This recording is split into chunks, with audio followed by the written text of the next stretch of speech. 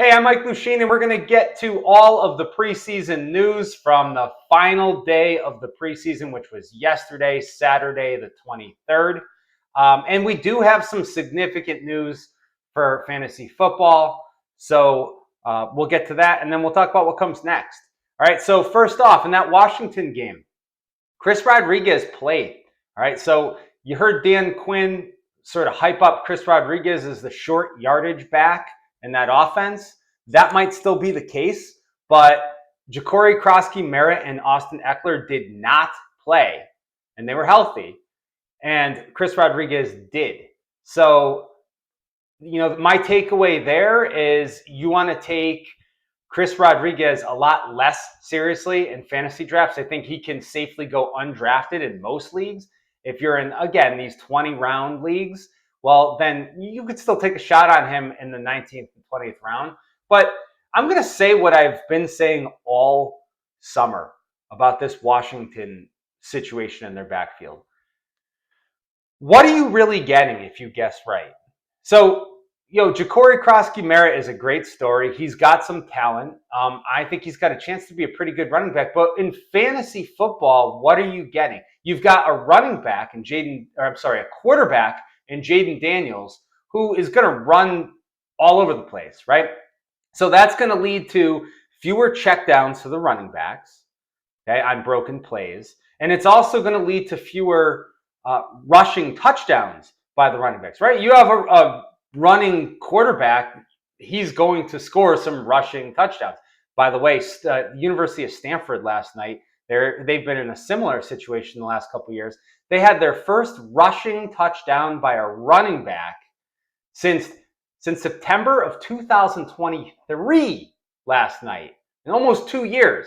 Okay, so that just goes to show you what could happen. Of course, that's an extreme situation, but what could happen when you have a quarterback who runs around all over the place. So you're losing out on potential touchdowns. You're losing out on potential targets, which I've been saying all summer, that's the lifeblood of fantasy football running backs. Okay, you want running backs who are going to get targets. And you've still got, Chris Rodriguez, if he's going to factor in on short yardage situations or goal line carries, and, Austin Ekeler is going to be a factor. You don't want to overdraft Ja'Cory Krosky-Merritt just because he's had this preseason hype. Okay, you could see in my rankings, I have him in the middle of the 9th round. That's about where I would start looking at him. But I'm probably not going to have him in many leagues. So that's the news there. It is good news for him as Chris Rodriguez played and he did not. But just be careful. You don't want to go crazy here. You shouldn't be using a 7th or 8th round pick on Bill. All right? Okay, the bigger news, in my opinion, and this is something I've been tracking all summer, I've been talking about it, Blake Corum of the Los Angeles Rams did not play, all right? And that's big news. That means he is the handcuff running back to Kyren Williams, not Jarquez Hunter, who did play yesterday. We've talked about how Sean McVay uses one running back. He's been saying, I love Jarquez Hunter. If there's one player, right? We had that YouTube clip. If there's one player I could get on day 3, it's Jarquez Hunter. And that really sent Jarquez Hunter's stock soaring back in May, all right, if you were drafting back then. And then he talked about how he needs to get more than one running back involved. But we've talked about how the Rams, under this regime, they rest everyone who they consider to be a key part of their offense. Last year, they were resting Ronnie Rivers. Okay?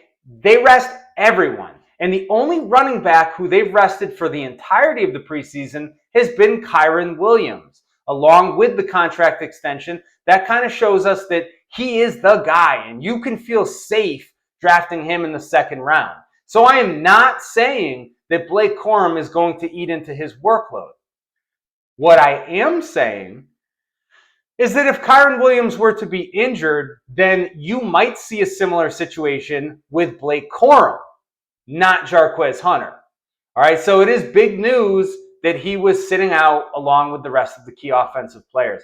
I mentioned Kanata Mumpfield a little bit earlier in the summer as kind of a camp standout. He sat out as well, so it looks like he's safe to make that team. He should be off your radar in any redraft league, including best ball. But if you have deep dynasty leagues, he's certainly someone who you can stash. All right. I guess Jaden Blue would be some other significant news here. He played, but that's not the significant news. The significant news is that the Cowboys' day 3 running back has another injury. Okay, he has a low ankle sprain.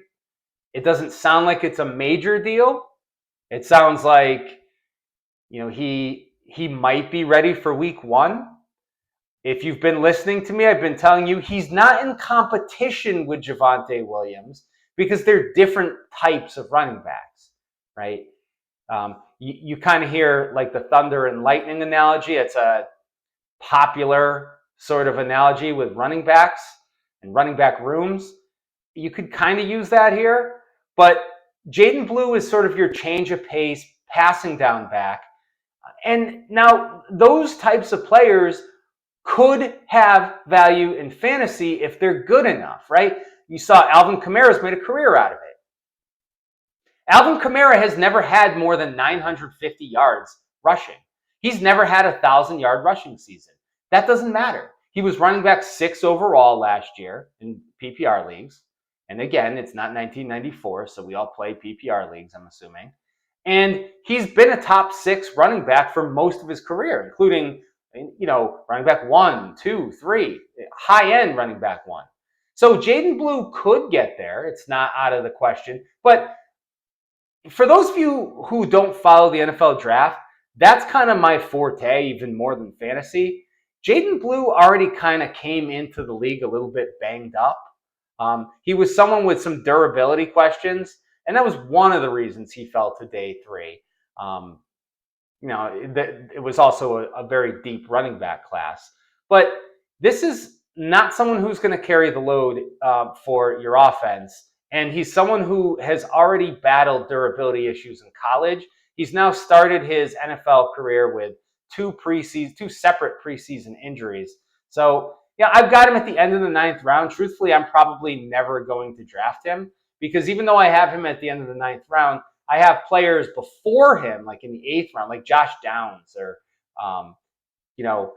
Tootin and Scatabo or Braylon Allen, who are probably going to, in some cases, go at the same time as him or after him.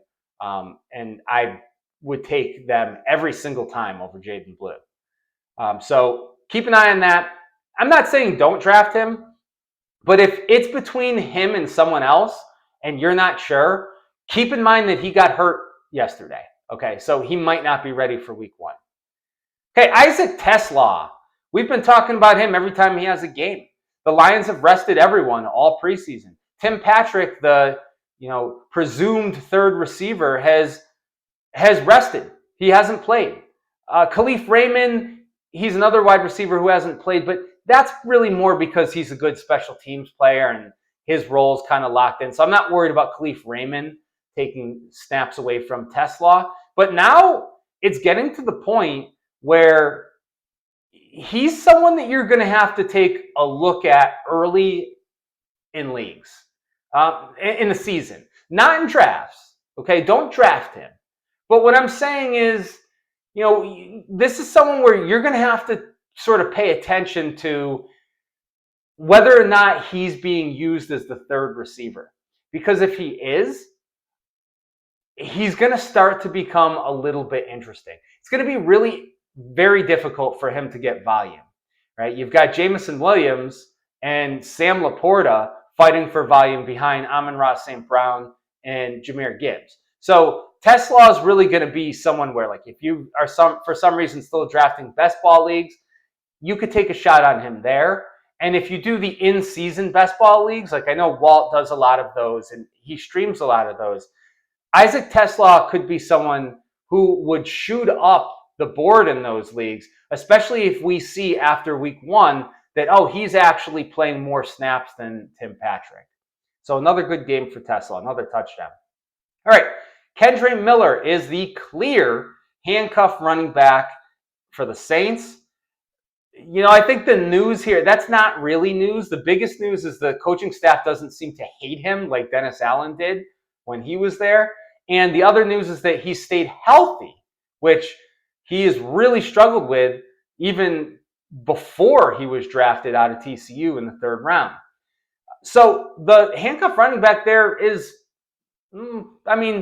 it's nothing special, but it's sort of interesting because Taysom Hill, remember, is not healthy, and Alvin Kamara is not a real running back. So if you're picking late in drafts and you're kind of like, I could use another running back 2 upside type play, you could do worse than drafting Kendre Miller late. Okay, and I moved him up. Let's see, where did I move him to? When I did my update of my rankings this morning, I actually moved him to, I think, the 13th round. I think I've got him in the 13th round now. So, yeah, that's about when you could start looking for him. And in most leagues, that's very late. All right, the Seahawks. This is another sort of interesting storyline to just monitor. Ken Walker's been the talk of camp with Zach Charbonnet. And everybody's been saying, well, if Ken Walker can't get over these foot and ankle issues, it's going to be the Zach Charbonnet show. And that's true. But if anything happens to Ken Walker long term, remember, he's back at practice. It sounds like they're managing him, but it sounds like he's going to be ready to go. But if anything does happen with Ken Walker long term, a trade, the injury pops back up and he has to go on IR, it is absolutely worth rostering George Holani. Holani did not play yesterday. He's ahead of Damian Martinez, the interesting rookie out of Miami. And he's had a really good preseason. This player where he's going to need opportunity. We've talked all summer about how running back value is based on opportunity. Well, here's what I'll say about George Holani. If Ken Walker and Zach Charbonnet did not exist, okay, if they were not there, I would feel comfortable taking George Holani in the 4th round of redraft leagues. The 4th round. That's how good he's been. But Ken Walker and Zach Charbonnet do exist. So this is a player who I think, in Holani, who has some upside, but the opportunity is just not there right now. You've got to keep an eye on that situation, though. All right? Be ahead of the game. If something happens to one of those 2 running backs, Walker or Charbonnet, who are going to be rostered in every single league, then I'm challenging you. I'm saying go out there and pick up George Holani, okay, while he becomes the handcuff, okay? So if anything happens to either of those Seattle lead backs, add George Holani in every redraft league. And in Dynasty, you should have already added him. Okay, let's move on. Malik Washington, he's someone who we've been talking about, right? He had the big play for the Dolphins last night, okay? 3 catches for 41 yards. He had the touchdown. I think he juked out a couple of defenders. One of them was Chad Muma, too, from Wyoming, for the Jags, the linebacker. So it's not like they were all, just terrible backups.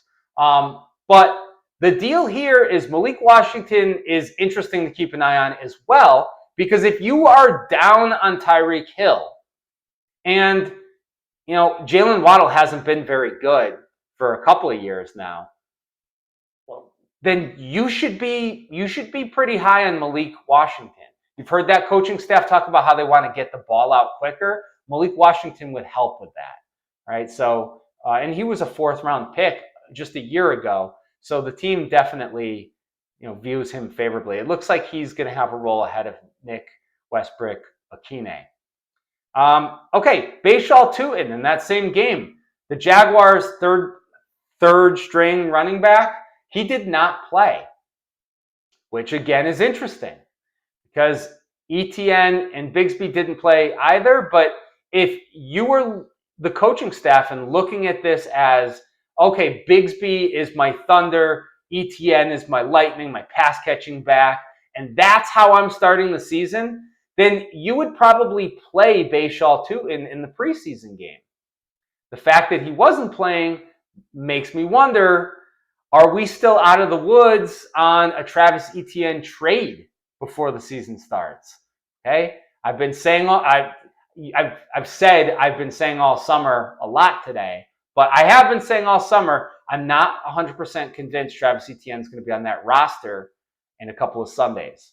So we'll see. Bashaw Tootin, don't sleep on him, okay? If you can take him in your 9th or 10th round of your leagues, do it. He's got high upside, and he could be this year's Devon Achane. All right, Kamani Vidal.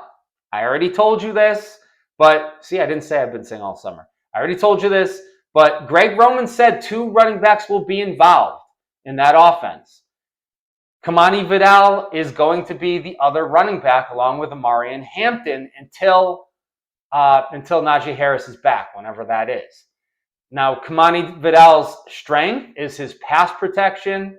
Okay, so you'd expect to see him being the 3rd down back. That's not going to carry a lot of fantasy value because those Greg Roman offenses do not throw the ball to the running backs very often.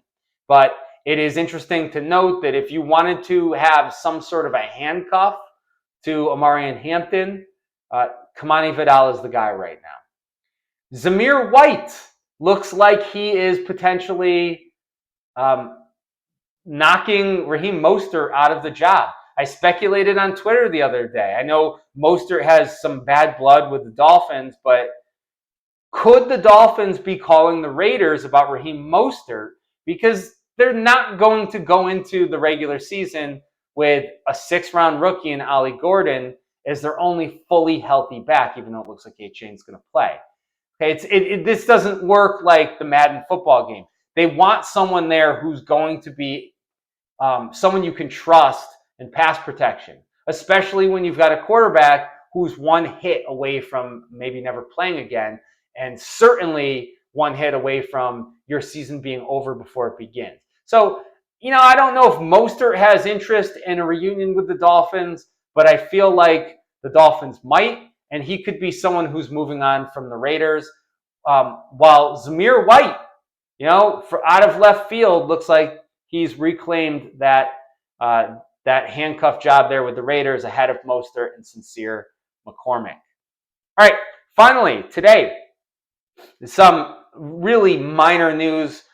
This isn't really going to impact you unless you're in some very deep super flex leagues, but the Minnesota Vikings signed Carson Wentz. They traded Sam Howell to the Eagles. The reason the Eagles made that trade is because their backup, who they're really high on, Tanner McKee, is injured. He's got a finger injury, and it looks like he's going to miss a couple of weeks. So they traded for Howell because they need a backup for early in the season, and he brings some depth to the room once McKee's healthy as well. All right, we've got cuts coming in the next couple of days. They have to be done by Tuesday at 4 p.m. Eastern. We will almost certainly see some more trades. Okay, I've got my eye on a couple of these running backs, like I mentioned. We'll get to all the fantasy impact of those moves in the coming days. And I've also got some more FFPC Big Gorilla drafts that I'm going to be reviewing with you, because I know that really now that the preseason is over, that's the benchmark that so many people wait for, so many league commissioners wait for before they hold their drafts. So the next week and a half before the season starts, that is prime draft season, as you know. So I'm going to be reviewing some drafts with you. I'm going to be going over all of the latest news and what to make of it. Look, I've said from the start, you've got 1 trillion options for people who you could listen to about fantasy football, all right? And I get that. But if you've been with me since the beginning here and back at the end of July or the beginning of August or whenever it was, I hope that you've seen that a lot of the things that I've been telling you are going to happen have happened. So I'll continue to read the tea leaves, and I'll have another update tomorrow. Thank you again for your time, and enjoy the rest of your weekend.